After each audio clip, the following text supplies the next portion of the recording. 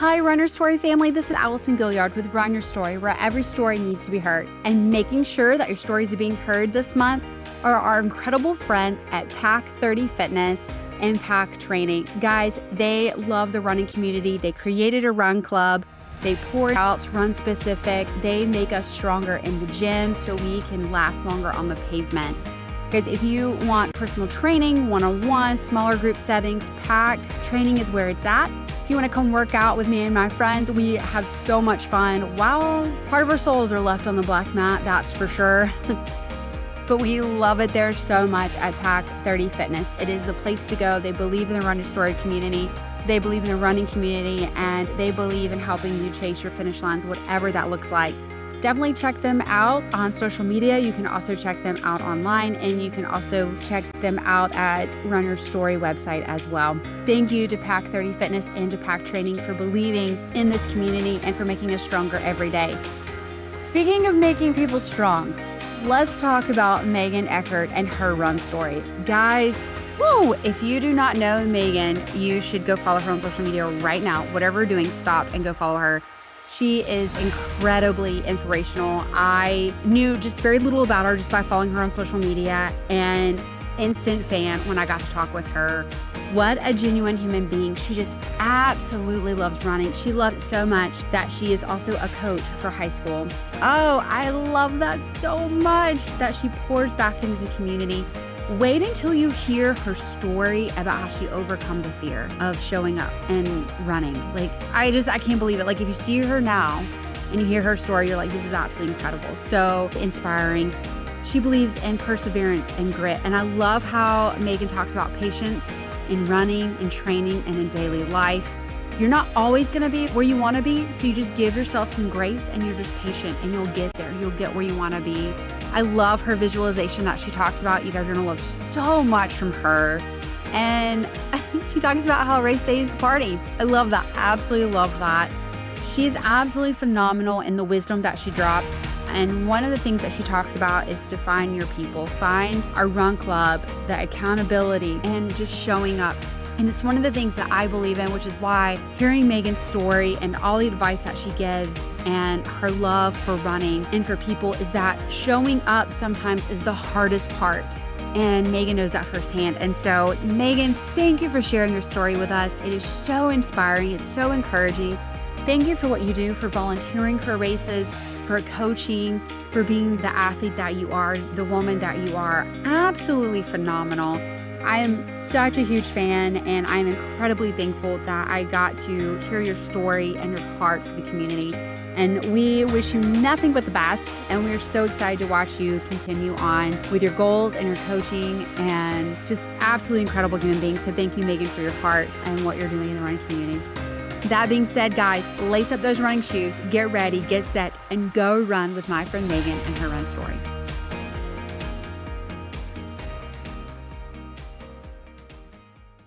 All right. Thanks, Megan, for being here, for being on the podcast. So excited to have you.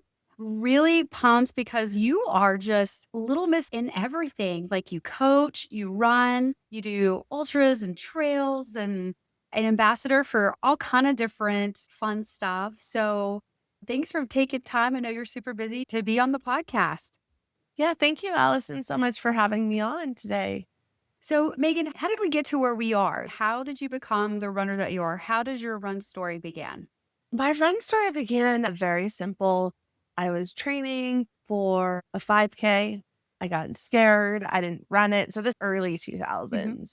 And then flash forward about 10 years later, and I go to register. Well, I get convinced to register for a half marathon in San Antonio.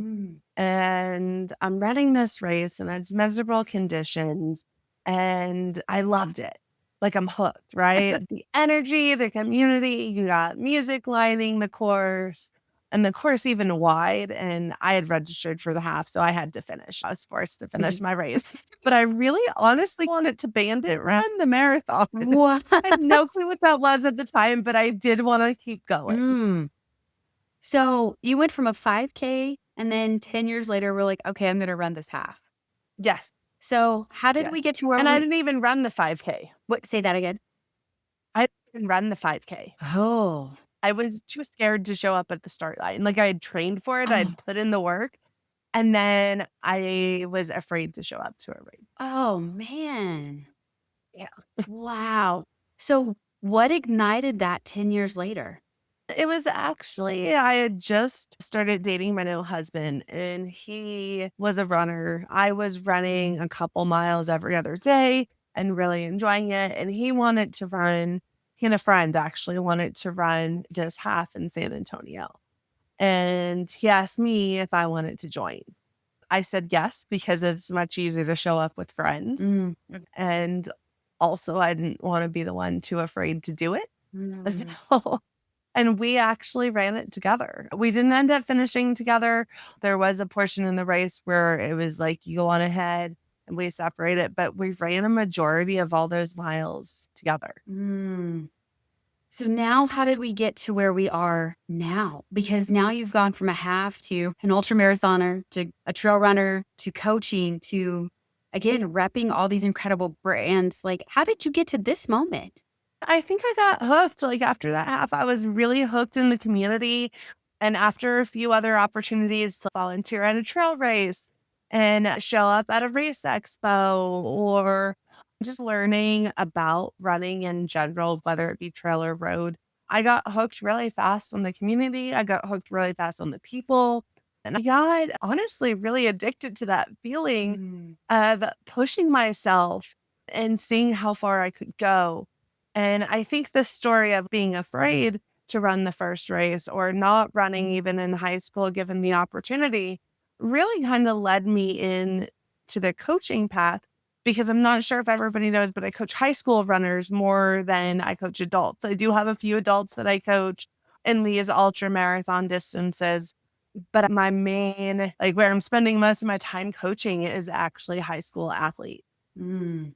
And so now you've had that experience of where you didn't have somebody to push you beyond you're scared. Yes. And so now exactly. you get to do that. You get to see somebody and say, I know that you can do this even though you're scared. And I see that you're scared. So you get to help be a part of somebody's story and push them to further than what they thought they could do. And it's so exciting to see these young runners show up on their first day of track season or the first day of cross country season. And it's their first season. They're not sure what to expect. They're not sure what they're going to be capable of. And to bring them in and welcome them as part of the community and say, hey, let's see what you can do this year. Let's make this fun. Let's make it challenging, and see them develop throughout the normally about 3-month season to their very last meet when they're showing up. And you see that change, the confidence, the strength, the endurance just built up over those days and weeks. That is absolutely phenomenal. I love that so much. Oh, well, I do too. That's why I keep coaching. It's such a huge part of it. It's a huge chunk of time, but then it's so rewarding too for me. Like, I feel like I don't do it really because of me, but I do end up reaping a ton of benefits from just being there. Yeah, I love it. So I got to ask this, what do your athletes think about when maybe, like you said, maybe they're new to running, it's their first season, and maybe they don't realize the coach that they have at the elite level that they have you at? When does that click for them? Or do they go, wow, yeah, no, my coach is like an ultra runner and just an insane great runner? That discussion I have more with the cross country team. They definitely are curious about the distance and curious about what it takes to go further. We do have some track runners who do come out and ask the same thing, but it's not one of those things that I'm bringing up in practice or whatnot. No. It's one that they discover on their own, and then they want to come ask me. And I'm more than willing to answer any of their questions, but I really want to focus on what I'm coaching. I want to focus on them and their discipline and what they're capable of. And I'll bring in my own little experience with race day nutrition or staying healthy, showing up to start line healthy. I'll bring in my own experience, but we don't discuss really anything that I do unless it's brought up by them if they find it on social or something. I'm just imagining like one of your athletes coming to practice and be like, did you know that coach is like sponsored and that she's this high caliber. Like I could only imagine like the light bulb for them. We've had some discussions, and then it's great when they are like, how do you do that? Mm, I might want to pursue some of that. mm, I might want to run in college, or I might want to try a backyard, or I want to go a little further. How can I get to the marathon or half marathon instead of the cross country 5K? So there's all these discussions we have. And when I don't bring in my own actual running career, it's great to see how they interpret it mm. and how it applies to them, because then they're asking questions about how they can pursue running, which is more exciting to me. Oh, I love that. I love how you're just pouring back into them. Oh, that's amazing. Thank you for doing that. That's phenomenal. It's Yeah, wonderful. yeah. Megan, what lessons have you learned from running? So many I hear all the time, and I feel exactly the same way. I've heard other athletes say that you learn that perseverance, you learn that grit, you learn not to give up when things get tough at the same time. And I'm not sure if I learned it from running or if it helps me in running, but patience Mm, is one of the most important things that I apply to training and racing and daily life. And I think it's something that is so important in running. You're not always where you want to be on the day you go out to run or the day you go out to race. Or even it might be a split second where things aren't just going your way right in the middle of a race or something. mhm. And that patience and the pause button to think it through, figure it out, and then move forward probably has been one of the most important things I've learned in running. Or maybe applied to running that I already had. I'm not really sure which way that goes. I love that so much. And I'm so glad you brought that up, especially at your caliber, because that's actually the very conversation I had this morning with a friend. She's newer into running. She was asked, we were having just this open conversation as we were walking this morning. And we talked about how one day you can feel great, like everything just clicks. And then the next day you go out and you're like, man, I can't even run half of what I did the day before. And that you get done what needs to be done and then you move on to the next day. And every day is going to be different. So I appreciate the fact that you brought that up and that patience is so important with that. Yeah, because I think for some reason when I came into running, I thought it would be this upward trajectory, right? Mm, You go in, you start training. I remember I even had a calendar that had all the miles for every day because at that point in time, I was following a very strict training plan that I had found online or read in a book or mhm. something. So I put all of my miles on the calendar of what I was going to do. And I was really religiously checking them off every single day, which was really good for me to start because I don't think I would have stuck it out Mhm, as the early developmental stage if I didn't have those little check marks to mhm. get to. And then I started realizing that I needed to understand that just because I was 11 weeks into a training cycle didn't mean that I would be top fitness, ready to go into my race, like feeling great. There would be days that I would feel like I would be starting on like day one. Yes. And just because I had all Mhm, those check marks didn't mean much, right? Like it meant mhm, that I was building towards something, mhm. but it didn't mean that those check marks were always going upward. You got to have little dips in there to build back up. Yeah, it was a huge learning curve in the beginning. Sure. Oh, that's so good. Oh, I appreciate you sharing that. So I got to know, you being the runner that you are, what has been, or do you have a favorite race? I can't pick a favorite race. Lately, I would say that my heart's been being drawn more back to the mountains and back to the trails and Mhm, back to these ultra mhm. distances. So the first race immediately that came into my mind when you said that was actually Mogi Monster, because it is a mountainous race. You're running the rim. It's rocky. It's hot. You're probably going to get a hailstorm or a rainstorm in the middle that's going to cool it down.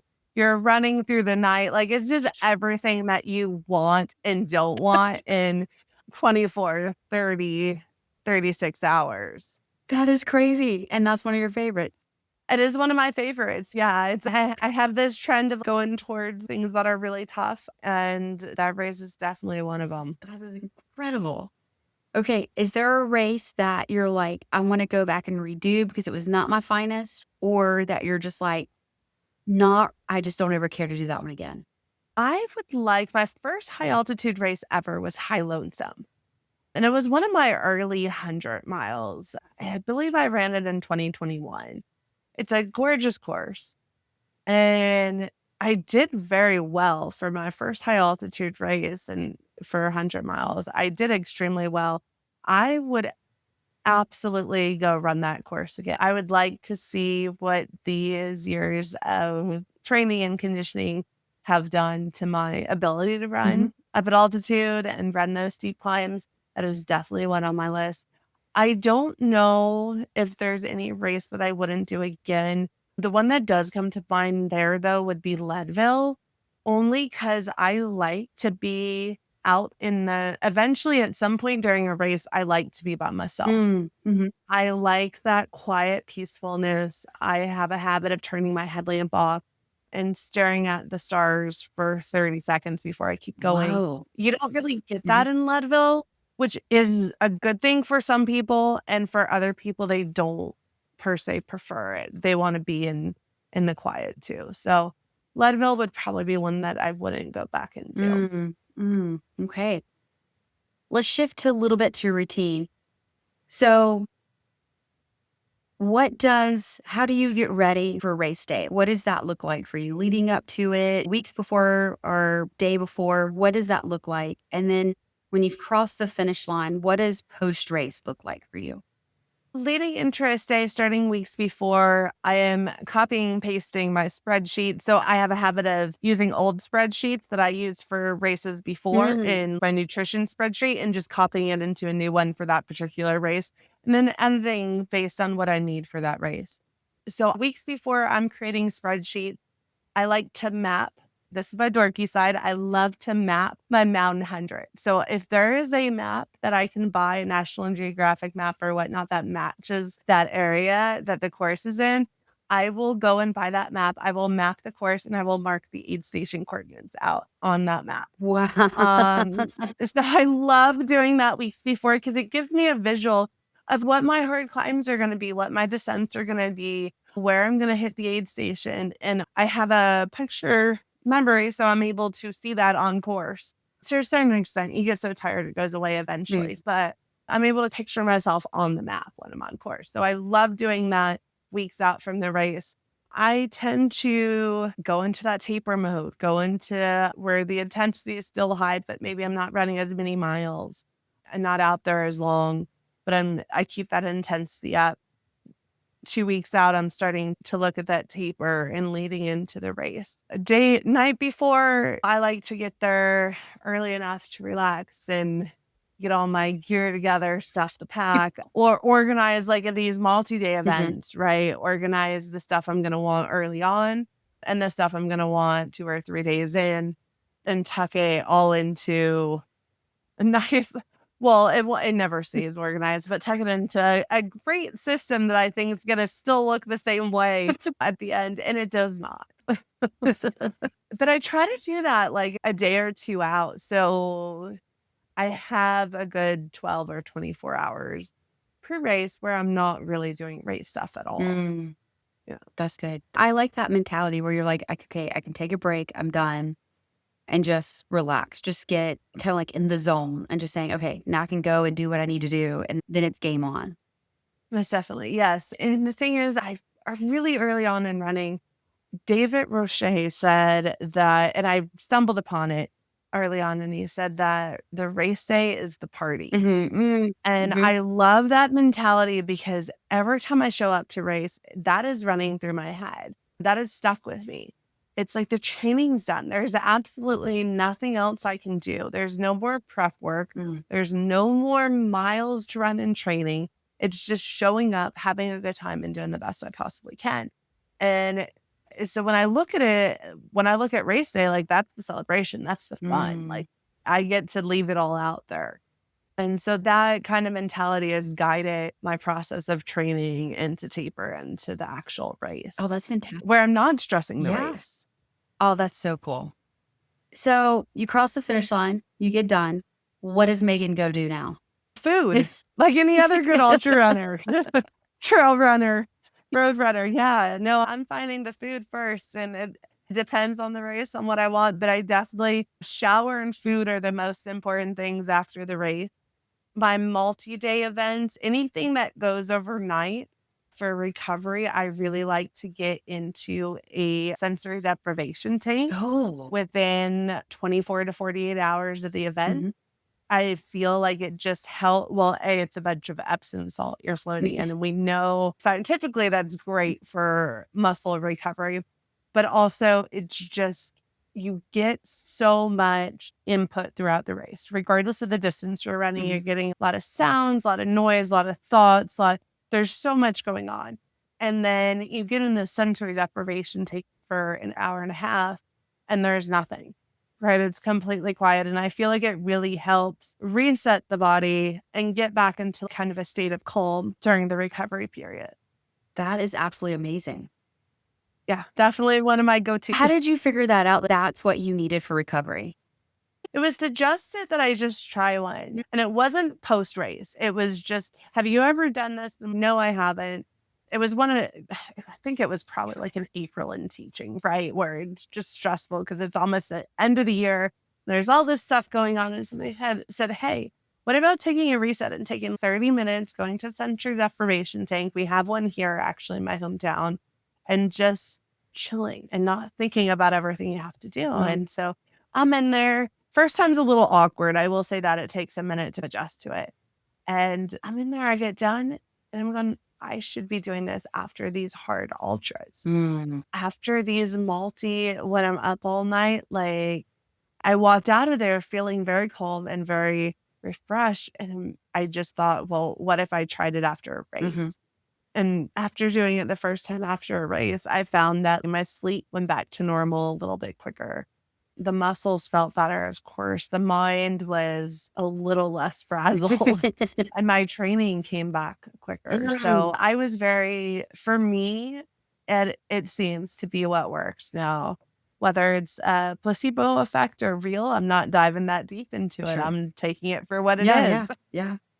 Wow. That is awesome. Okay. Very cool. I hadn't heard that, so I think that is really cool. We talked a little bit about food. Do you have a favorite food that after you get done running, you're like, I want to eat this? Not really. I don't have one that comes up immediately. It varies. I do like my nachos, and I will definitely go for some nachos after a race. And sometimes it's a hamburger. It depends on the feeling. It's good too. Or you could have nachos and a hamburger. Right. It's like your multi-day event. What I think is funny is when you finish, at least for me, when I finish a race and I feel like I'm so hungry and they bring me this plate of nachos or something, and I have a few bites or I have a little bit and then I'm full, right? Because you've been snacking for 24 hours or something, and your stomach has no clue how to take all that in. So it's these little nibbles of nachos over the course of 6 hours. Because you are still hungry every 30 minutes. You just can't sit and eat a meal. Oh, that's great. You're like, can I get this to go? Like, by the time you walk out of the restaurant, it's a few more chips, right? A few more. Oh, that's amazing. Oh, that's great. Okay, I gotta know, what is your favorite running item? You will not go running without this. I don't have an item that we're all a little stuck on our watches, right? And so I will always take my watch for the most part. There have been times where I've raced without one, but I don't have a particular item other than like your basic setup that I can't run without, right? There's no extras. Okay. I will say when I'm in the mountains, I have a road ID that I like to bring, just wear it around my wrist just in case something happens. It's like a little extra peace of mind. And I love, like, for roads, the Janji pocket bras. I will, like the long line, I'll wear them all the time so I can bring my phone with me just in case I want to grab a snack or something along the way. But yeah, I don't have a lot of extra items that I bring. That's what I love about running, right? It can be very simple. Shoes, outfit, good to go. Good to go. Speaking of shoes, What's your favorite road shoe? And then what's your favorite trail shoe? So I run in Mount to Coast running shoes, and they have a new release coming in April. It is a C1 is what they're calling it. It is a super shoe for roads. And I've never worn a super shoe in my life and absolutely fell in love with this shoe. It has the best rocker motion. I feel so light and fast and speedy in them. And I'm not a fast runner. I can go a long time, but I'm not quick. So I absolutely am in love with the C1s. And then for trail running, Mount Dakota also has a very wonderful H1 hybrid model, which is great for where I live because there's a lot of road to trail options. And so I can lace up for our morning coffee run and go from the coffee shop to the road to the trails and then back. And they perform well on all the varied terrain. You are speaking my love language when you say coffee run. Yes, queen. Let's go. Coffee runs are the best. Absolutely. We can't start a morning without Okay, so for your longer runs, and you did mention your multi-day sport events, trail runners eat a little bit differently than marathoners do. So how do you fuel for your longer runs? What does that look like for you? Yeah, so I like to mix both real food and sports nutrition into my longer runs. And depending on the distance, I will even include actual real food meals. Like I'll have a sandwich, I'll have eggs, I'll have pasta. Depending on how far I'm going for, I'm taking in calories at a meal size rate. So I tend to lean more towards the real food. I do have some chews from Precision I can use and some gels from them and scratch hydration. But other than that, I'm focused on the cookies, the gummy bears, the eggs, the sandwiches, the grilled cheese, whatever I can get real food wise. That's awesome. Yeah, I like that. Megan, do you have a funny memory or like a core running memory when you just think about running, it either makes you laugh or it just brings you joy? The one that comes to mind only because it's been brought up quite a bit recently, and it's hilarious now. At the time, it was not funny at all. And it didn't even happen to be, and I'm sure he won't mind me sharing. But my husband and I were down in Franklin Mountains. We were running Franklin Mountain in November. It was an actual race. They used to have on a Sunday, they would have a half marathon, a 10K, and a 5K. So I was in the half. My husband's in the 5K, and he comes from a skateboarding background. And I go out, I'm run my half, beautiful day. I'm having a great race. I get to the finish line. My husband had already finished his 5K. And the race director looked at me and he goes, "Hey, congrats." I'm like, "Thanks." He goes, "Your husband's over there getting stitches." And he had tripped on one of the rocks out there, and it's such a rocky park, and those rocks do not move. He had tripped on a rock out there and done the old skateboarding like tuck and roll, and then busted his head open. And the medical director was sitting in the med tent giving him, I think he had 3 or 4 stitches on the top of his head. And we laugh about it now because he actually kept the hat for a while because it was just hilarious that this hat's like all bloody and it's his white hat and it's just covered in blood. But it was just, at the time, it was super scary. Don't get me wrong. But now it's funny the number of people who will come up and say, I remember that. That's a good memory. Like that was a crazy day. Oh my word. Oh my goodness. Well, I'm glad he's okay. You know, Yes. it takes from did you get hitting on your did you hit your head on a rock? Like that takes that to a whole nother level. Yes. I remember walking over to him and he's like, "I shouldn't have tucked and rolled." And I'm like, "That's not. That was not the best idea." Oh man, bless it. Oh goodness. So I guess my point is the best trail running memories are those that happen with people. Oh man. Okay. So you've talked about how you like to turn off your headlamp when you're out and you like to gaze at the stars and you like to be by yourself. Do you listen to music at all, whether on a training run or when you're out in the trails? I do. I do having my headphones on. I like listening to music. I also love listening to audiobooks. Okay. What does your playlist look like? And what kind of audiobooks do you listen to? I have, honestly, for music, I have everything from classical to country to rock to modern stuff. Sometimes I'll even ask the high school kids, I'll be like, so what's cool now? What should I add to my playlist? Because I'm not all in the music world or anything. So I'll take suggestions, of course, preview them before adding them. But I am up for suggestions anytime.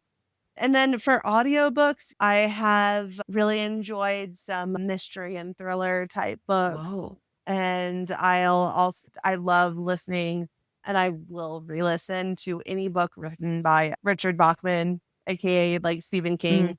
So he wrote under a pseudonym, and I just love all of the books that he wrote under his pseudonym, Richard Bachman. It's really, especially in the middle of the night, we just get into some Stephen King. It just might as well make it extra fun.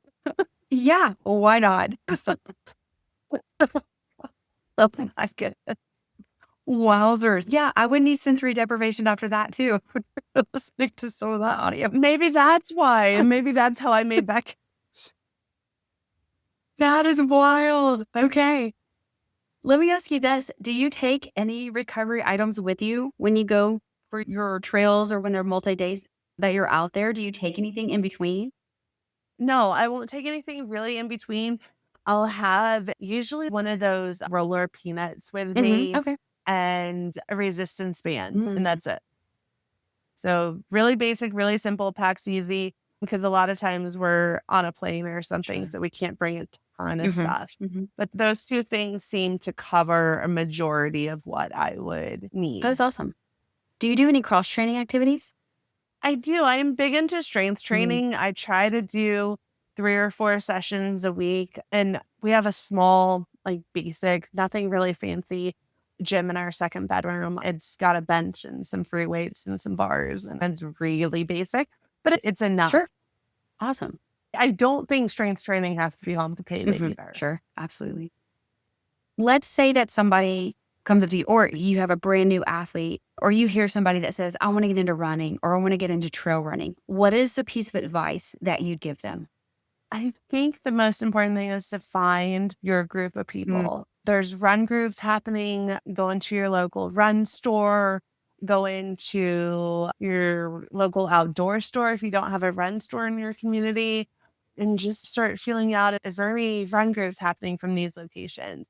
Is there a trail running company or a road running company close to me? Can I be the awkward person that sends that email to somebody I don't know and say, hey, do you do run group? Because some of these race directors are doing run groups to train up for their races throughout the year. So maybe they're doing, I was just in San Antonio Marathon's happening tomorrow, and there's a run group in San Antonio. They started training months ago for the marathon. And they have sometimes upwards of 100 people at their events. And some of them are very small too. There's some events that might have, the run group I started with had about 10 people on most days.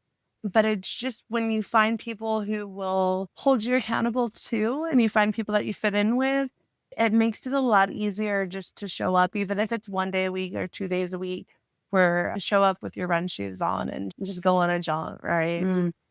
That's good. I like that. When it gets hard and you want to quit, is there something that you tell yourself? Is there something that you tell your kids when they're like, oh man, I just can't do this, or I want to quit? Do you have a certain saying or mantra that you like to say? It does flow through depending on how I'm feeling for each race. There's normally one that I've heard prior to the race or around the race that kind of sticks with me, or purpose for being at the race. But one of the things that I try to tell my athletes is, you have this opportunity to be out there. You have this opportunity to show up and to lace up your shoes and run. And we put a lot of pressure on ourselves to do this stellar performance all the time. But honestly, just showing up is a stellar performance. Absolutely. So it's just show up, just start that race. When that gun goes off and you start running, all of those thoughts, I've never heard anybody say that all of those thoughts last the whole race, right? Of just the fear and the worry and the just line up. Just line up. That's good. Oh, that's so good.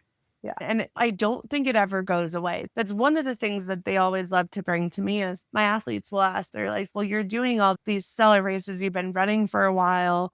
And they'll come to me before a race and they'll be like, Coach, I'm so nervous. Mm. Do you still get nervous? And I'm like, yes, Oh, every single yeah. time. It doesn't matter. I have those butterflies. I have that fear. I have that anticipation. I said, every single time. It never goes away for me, at least. And it sticks with me. And that's okay because that's part of the excitement of it all. Mm. Oh, that's so good. So good. Megan, what are you looking at goal-wise? What's the next thing for you? I have a few lingering goals out there that I haven't quite hit yet, but one of my big ones that I'm really, really looking forward to is I'm registered for Cocodona 250 Mm. in May. I have done trails. I have done the distance on a flat terrain loop course, but I have never done a 200 plus on trails. Wow. So I'm really excited to merge these two worlds Mm. and just see, well, develop the training to it because I'm just going to have just so much fun with that. Being able to be on the trails, be in the mountains, do these climbs and have these long days. But then, see how the race unfolds where it's a very similar discipline, but it's such a different discipline than what I've been doing. So it's so much unknown, which is very exciting for me. Megan, you're wild. Let me just say. What is your favorite length run, whether it's a training run or it is race day? Do you have a certain mileage that you're like, I cannot wait to go run this? Training days, I love the long runs. I love being out. Not so much the long runs on roads, but I love the long ones on trails where you're going out for 5 or 6 hours. There might be some power hiking involved. There's definitely going to be some picture taking. And it's a day in the woods. Like you're training, but it's just this chill day in the woods. That's definitely my favorite training day. Just being in the woods and going. Yeah. Just a long day, up the climbs, down the climbs, legs are burning, filtering water, all of that, having snacks on mountain peaks. And yes, that's my ideal training day. And it's one of those where honestly, most of those days when I'm going out in the mountains, I have no clue when I'm going to be back. It's going to be dependent on how I feel that day. So it may be 20 miles, but it may take me 6, 7, 8 hours if I'm going up and down like crazy. It might be a really good feeling day and I'm going, okay, 20 miles in 4 hours or something. It's all really dependent on the day and the conditions. And I love that variability in trail. Wow. Megan, when you're not running, what are you passionate about? What fuels you off the pavement? I think I mentioned I'm a teacher and I actually love my job. I know that's crazy to say, but I really do enjoy teaching young minds. And I probably talk about them quite a bit because it is where I'm like making my money and it is what is my living. But I also enjoy going to work every day. And that makes me sound like I work and I run and that's all I do. I promise that's not. I can crochet something and I love reading and I love taking courses online and whatnot, but I do have a passion for what I do as a teacher. That's amazing. What do you teach? I teach 6th grade math. I have been a special educator for 17 years, and this year I made a transition into a 6th grade math position, and it's been fun also to learn a different curriculum and different approach. Absolutely. Wow. And Megan, you are just a hoot, and I just adore you, and I'm so glad we got to do this. Do you have any final words of wisdom? First thing that came in was like the Nike slogan, just go do it, right? Just go get out there. But no, honestly, find whatever that passion is and chase it with everything you got. Because whatever anyone wants to do should be explored. If you're passionate about something, you should get the opportunity to experience it. That is amazing. And that's what you're doing, taking it on. And I just want to go back to how, if you could go back to yourself, your very first 5K where you were too afraid to show up and look at you now. Like, that's absolutely incredible. It's been wild. It's been absolutely wild. Well, bigger than I could have imagined. Oh, I can only imagine that. Megan, we are cheering for you. We are so excited to see what all you get to take on. And thank you for sharing your story. Thanks so much for having me on the podcast, Allison.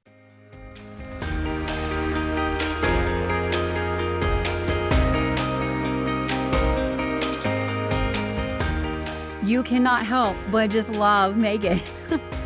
Absolutely incredible. And it was so fun because after Megan was on the podcast and we're following each other, I'm like, wow, like I can't believe that Megan took time to be on this podcast. So thank you, Megan, for doing that. And just again, your heart, just the passion and the nuggets of knowledge. And to all of your athletes that are listening, that you coach, you guys have one heck of a coach. What a beautiful heart she has for you, that she has for the running community. And it doesn't matter where you start, because the runner that you can become, the possibilities are endless. And Megan, you are proof of that. So thank you, my friend, for sharing your story, for sharing your heart, and for being open as you were on this podcast. So thank you so much for that. And the reminder to find your passion and chase it. And you are doing that, my friend. So thank you, Megan, for sharing your story. Thank you again to Pack 30 Fitness and to Pack Training for believing in the running community, for believing in Run Your Story, for all that you do for all of us to keep us healthy, to keep us moving, not only for today, but for tomorrow. And we fully believe that at Run Your Story, that what you do today matters tomorrow. So thank you so much to Josh and Nicole and all the coaches. I got to give a special shout out to Blue Team. Go Team Blue. So I thank you for you guys pushing us and teaching us that we are stronger and we can do more than what we think we're capable of. As always, a huge shout out to Greg Gilliard from Gilliard Tech Services. He loves this running community. He loves pouring back into it. Thank you for editing this podcast and for editing the website. Guys, if you need a website, Greg's going to help you find that and make your passion tell a story through a website. And so thank you to Gilliard Tech Services for all that you do. And guys, let him be your number one guy for a website. He's pretty good at it. So we love and adore him, and thank you so much.